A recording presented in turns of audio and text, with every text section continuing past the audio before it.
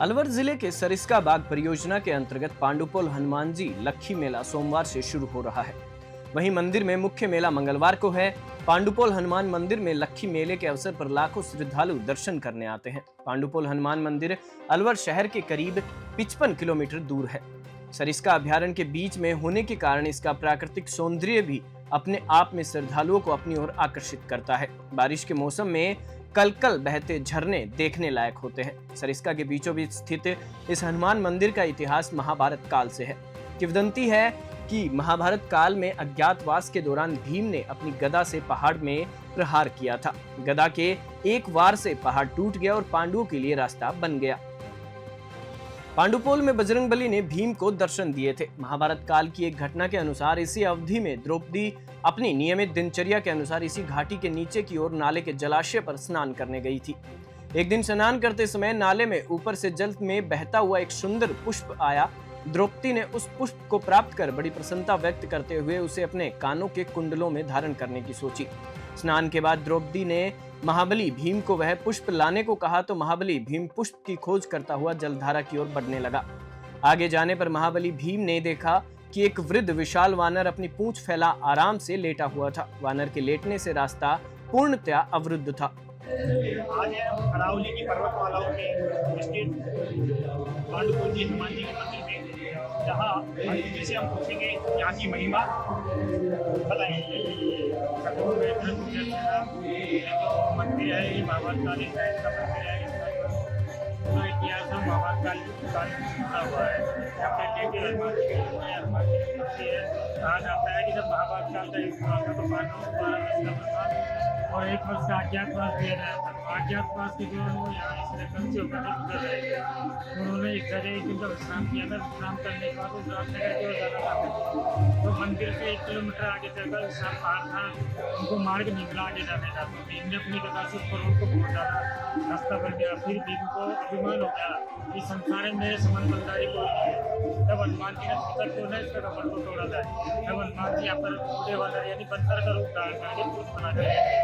हनुमान जी ने हनुमान जी का मैं बूढ़ा हुआ जरूर देर से उठाने जाएगा, आप मेरे पूछ को उठा कर जाएगा। तब भीम ने खूब प्रयास किया, मतलब पूछ को उठाएगा, लेकिन उससे पूछ बिल्कुल भी नहीं उठ पाएगा। तब उसने सोचा कि ये मेरे से भी ज़्यादा बलिशाली है। तब उसने क्षमा प्रार्थना मांगी, है महाराज आप दोनों मुझे श्री रूप में आके दर्शन दीजिए। तब हनुमान जी ने उनको यहाँ पे स्वयं प्रकट होकर के दर्शन दिए थे। तब से जो मूर्ति डेढ़ हनुमान जी के रूप में प्रदर्शित होती है। और यहाँ पे साल में 2 मेले लगते हैं। एक तो छोटा मेला लगता है, वो बैसाखी महीने में लगता है। ये बड़ा मेला होता है, इसमें लाखों की तादाद में लोग बाग आते हैं। मतलब राजस्थान से भी आते हैं, दिल्ली, हरियाणा, पंजाब, गुजरात, सारे प्रांतों से लगभग यहाँ पे कितना दिवस का ये मेला? ये मेला 3 दिवस से चलता है, जो कि हमारे अब की बार आज रामायण पाठ होकर के मेले का शुभारंभ होता है। बराबर मेला यहाँ पे 2 दिन का रहता है। कब का रहेगा? बराबर मेला रहेगा 9 तारीख से लेकर के और 11 तारीख तक। मेन जो मेला है वो 10 तारीख मंगलवार का रहेगा। मेले के बाद आता है बर्तरी का मेला। हाँ, बर्तरी का मेला भाद्र मास में अमावस्या के बाद जो अष्टमी आती है उसका भर्तरी जी महाराज का मेला रहता है, जो कि अब की बार दूसरे दिन ही है। मंगलवार को तो हमारा हनुमान जी का मेला है और बुधवार के दिन बाबा भर्तरी जी का। इसके अलावा यहाँ मंगलवार और शनिवार को लाखों की संख्या में श्रद्धालु बाबा के दर्शन करने के लिए आते हैं। कहाँ से श्रद्धालु दर्शन के लिए आते हैं? यहाँ पे लगभग सारे प्रांतों से ही लोग बाग आते हैं। वैसे ज्यादातर यहाँ पे हरियाणा, दिल्ली, पंजाब, राजस्थान ये लोग तो आते ही आते हैं। उसके अलावा आसपास के जितने भी प्रांत है, गुजरात हुआ और तुम्हारे ये चंडीगढ़ वगैरह हुआ या फिर आप अहमदाबाद हुआ, सारे प्रांतों से लगभग लोग यहाँ पे आते हैं। तो मंदिर की जैसे मंगलवार शनिवार को तो यहाँ आम दर्शनार्थियों के लिए खुला रहता है। इसके अलावा भी बाकी दिनों में क्या मंदिर की पूजा अर्चना होती है या मंदिर में कौन इसकी पूजा अर्चना करता है? देखो यहाँ पे पूजा अर्चना डेली होती है। मंदिर डेली खुलता है, लेकिन यहाँ पे वन विभाग के द्वारा यहाँ पे प्राइवेट व्हीकल्स को शनिवार मंगलवार के दिन ही मतलब एंट्री दी जाती है। जो श्रद्धालु अपनी पर्सनल गाड़ी से आना चाहते हैं ना, वो शनिवार मंगलवार को ही आ सकते हैं। मंदिर डेली खुलता है, पूजा अर्चना डेली होती है, श्रृंगार वगैरह जो भी बाबा का जो होता है वो डेली होता है। बाकी जो दर्शनार्थी हैं जो अपनी गाड़ी से आना चाहते हैं वो शनिवार मंगलवार को ही एंट्री होती है वन विभाग के द्वारा। ये इसके पास में हम देख रहे हैं आगे पोल है या पांडु पोल है, उसके बारे में क्या महिमा है? ये पोल वही है जो भीम ने अपनी गदा से पर्वत को फोड़ा था ना। ये जब से ही जल की धारा बह रही है। कहा जाता है कि जब द्रौपदी को प्यास लग रही थी अत्यधिक, तो भीम को पानी लाने के लिए भेजा गया था। तो भीम ने अपनी गदा से उस पर्वत को फोड़ डाला था। जब से वो जल की धारा है जो मतलब बह रही है। बारिशों के दिनों में थोड़ा ज्यादा हो जाता है और बिगर बारिशों के दिनों में थोड़ा कम जल की धारा होती है। ये निरंतर बह रही है जल की निरंतर धारा। अविरल धारा बह रही है। ये अलवर से कितनी दूर है लगभग? अलवर से ये लगभग है 50 किलोमीटर की दूरी पे हमारा जो मंदिर है पांडुपुल हनुमान जी, वो 50 किलोमीटर की दूरी। मंत्री आपका शुभ नाम? मेरा नाम महेश कुमार जोशी है। अभी आप बात कर रहे थे पांडुपोल हनुमान जी के महंत महेश कुमार जोशी जी से। उन्होंने बताया कि पांडुपोल की महिमा के बारे में। क्या है पांडुपोल की महिमा के बारे में? आप मेरे जस्ट पीछे देख रहे हैं, यहाँ आगे चल के अभी 1 किलोमीटर पे पोल बना हुआ है, जहाँ पांडवों ने उस पोल को अपने गला के प्यार से उस पोल को तोड़ा था। अभी हम आपको उसका भी दर्शन कराएंगे, उसके भी दिखाएंगे। अभी आप बात कर रहे थे हमारे साथ महेश जोशी जी, जो यहाँ के महंत परिवार से हैं।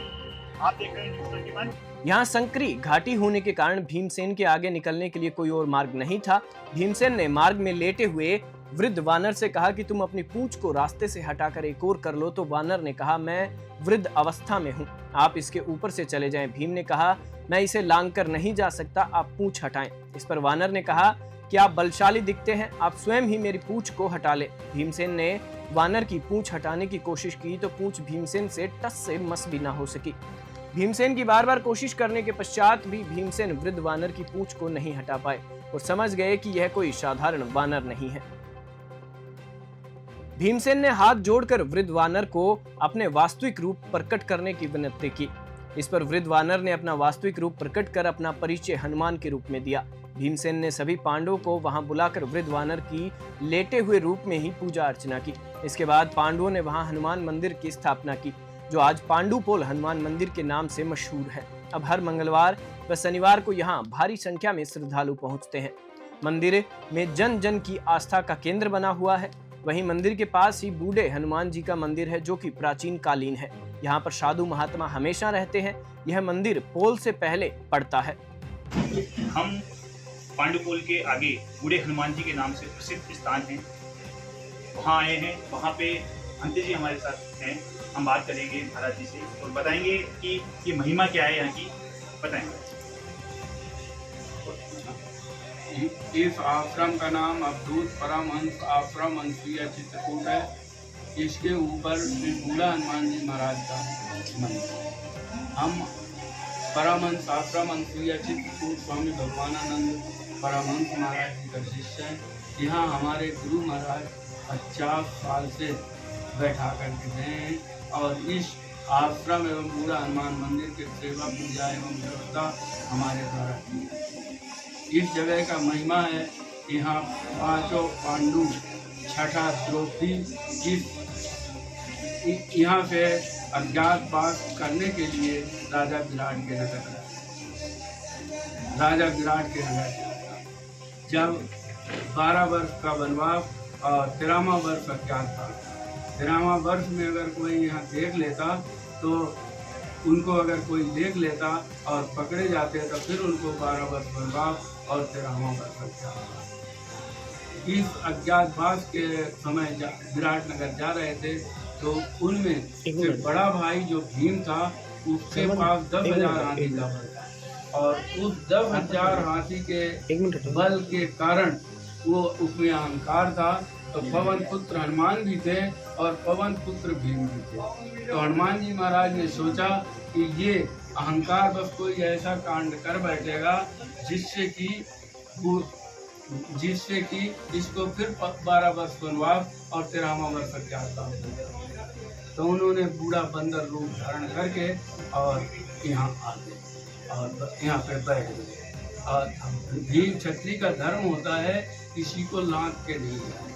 उधर से भीम आ रहा था और देखा कि रास्ते में बूढ़ा बंदर बैठा हुआ है। क्षत्रिय होने के कारण उसने श्री बूढ़ा हनुमान जी महाराज बंदर रूप धारण करके बैठे से कहा, अरे बंदर, इस पूंछ को हटा ले, हमको यहाँ से आगे जाना है। हनुमान जी महाराज ने कहा भाई हम बूढ़ा हो चुके हैं, हम पे ये पूंछ हिलती डुलती नहीं है। तो हनुमान जी महाराज ने कहा कि तुम इस पूंछ को एक किनारे करके और चलो। जब बूढ़ा हनुमान जी महाराज ने ऐसा कहा तो कहा भाई तुम नहीं मानते हो तो हम तुम्हारे तुमको हटा के किनारे करेंगे। उन्होंने पूंछ को हटाना चाहा, बहुत प्रयास किया, प्रयास करने के बावजूद पूंछ हिली डुली नहीं। तो उसके माइंड में आया कि ये कोई महान शक्ति है या कोई सी ऋषि गणी है जो हमसे भी उन्होंने तुरंत प्रार्थना किए। प्रार्थना करने के बावजूद निवेदन किए कि आप जो है आप अपने असली रूप में आओ। हनुमान जी ने अपने रूप में आए और भीम को आशीर्वाद किया कि जाओ और मैं अर्जुन के पताका में युद्ध में रहूँगा। और यहाँ से हनुमान जी महाराज चले गए और भीम ने जो अपने आश्रम के ऊपर बूढ़ा हनुमान जी का मंदिर है उस मूर्ति का स्थापना किया और वहाँ से चले राजा विराट। आप देख रहे थे अरे दे रहे हैं महिमा, बट सुन रहे थे महिमा यहाँ की बूढ़े हनुमान जी की। न्यूज़ 21 के साथ मैं राजकुमार गुप्ता, कैमरामैन नागपाल शर्मा के साथ। राजगढ़ से राजकुमार गुप्ता की विशेष रिपोर्ट।